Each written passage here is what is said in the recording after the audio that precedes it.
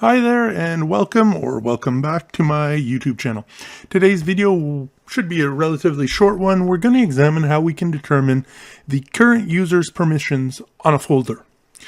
Now in today's video we're going to be looking at pretty much simple, straightforward VBA approach to this. And as you're going to see, it basically revolves around FSO. Okay. I have looked in the past into APIs. I had hoped there'd be a very simple API. And sadly, from what I've seen, there's nothing simple about it. And you still have to end up doing similar actions as what I've decided to do, but through VBA in my case, instead of complex APIs.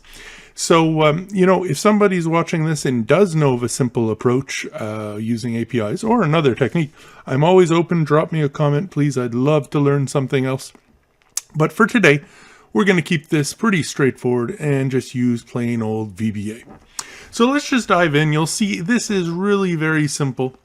And I'm going to skip over the bulk of this for right now. We'll examine it in the VBA window.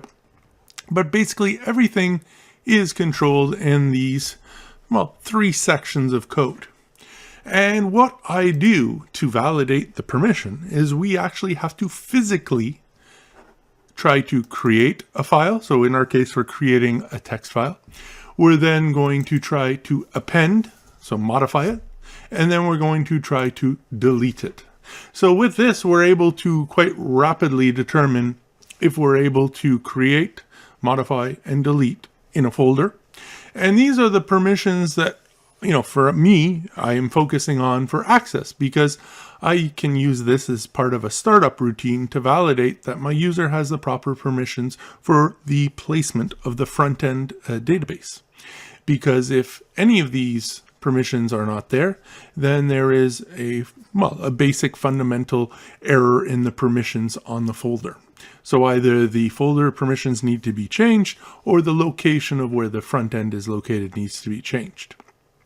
But this can also be used in any other number of applications to validate permissions for other reasons. So it's not just access, and we're using VBA here. None of this is access specific, with one big question mark, shall we say, or a small little issue. The NZ function obviously does not necessarily exist everywhere else, so you have to use your own. I'll briefly touch upon that in just a moment. But basically that's it. We try to actually physically do the different operations, and depending on the result, we then have a true or false. Yes, we're able to delete. Yes, we're able to modify. No, we're not. So it's simple yes or no. And then I use, here's an example of how you actually would call it to get back. Here you go. The folder exists. Yes. You're able to create in it. Yes. You're able to modify it. Yes. You're able to delete it. Yes. So it really is pretty straightforward. There's nothing too complex here.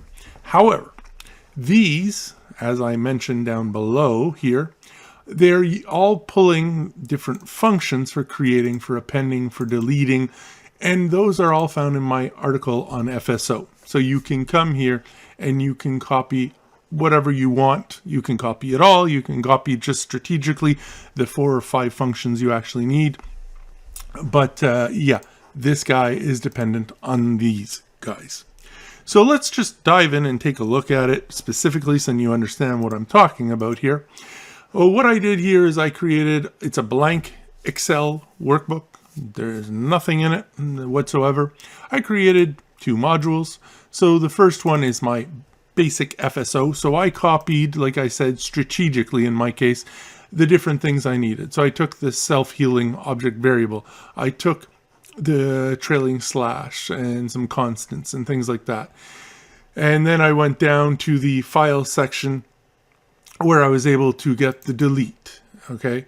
You get the idea. So I did that strategically, and I built up this module that has my FSO functions. That's it. So folder exists, create a file, append to a file, delete a file, the trailing slash, and like I said, we had to create our own NZ function because this is an access function. Not hard to do, as you can see, but Had to do it to replace because I do use it in the actual function that I'm using for folder permission validation. As you can see here, I have the trailing slash. Here I'm using the NZ. So with this said, now we're able to, as you can see, copy the function itself, which can be found here. So to copy the function, I don't suggest you do this, and I've stopped using this text highlighter because you'll get all these line numbers and it's a pain in the butt. And so you click on this icon here and you'll get a plain text version that you can just copy it all. And now you don't have any of those issues of formatting and things like that. So I copied this guy, I copied this guy into VBA. So you've got them here, as you can see. And then for this purpose, I'm not using application current project path. That's for access. I just hard-coded one. You could use, active workbook path. You can, depending on what application you're running this in. But you just put the folder you want to examine, get the permissions of here, and then it's just a question of running it. So there you go. I'm able to confirm the folder exists and my user has the permission to create, modify, and delete. And for another example, I have a directory on my PC, which I know I don't have permissions on. It's one of these hidden system folders. And if we run it now, you'll see here, okay, the folder exists, we know that, but I have no permissions to create. And because I can't create, I can't test if I can modify and delete. So I have them set as unknown. As you can see here, I set them initially as unknown, and even here I'm setting them. If you preferred, you could put these to false, because realistically, if you can't create, you won't have the permissions to modify and delete. But I didn't want to make that assumption in general, so I just put unknown, which tells me I couldn't physically perform the test to properly validate. But yeah, so as you can see, it's really straightforward. And this is the type of thing, if we're talking about access, that you can put at the startup of your database and you just check. And you want everything to come back as true, because if anything comes back as false, there is a fundamental permissions issue on the folder in which the front end is running. And that should be addressed, and you have, no issues. And that's basically how easy, how complex it is to validate the permissions that your current user has on a given folder. And you can do this on any folder you want. And as you can see, this is flexible in the sense that it's VBA, so you can drop this into any of your solutions, not just Access databases. I hope this helps a few of you out there. And like I say, everything you need is available between these two pages.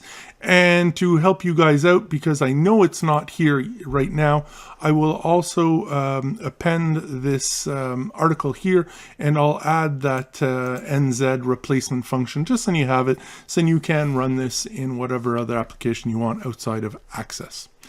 Thanks a lot for watching my video, and I guess we'll see you in the next one. Take care, everyone. Have a great day.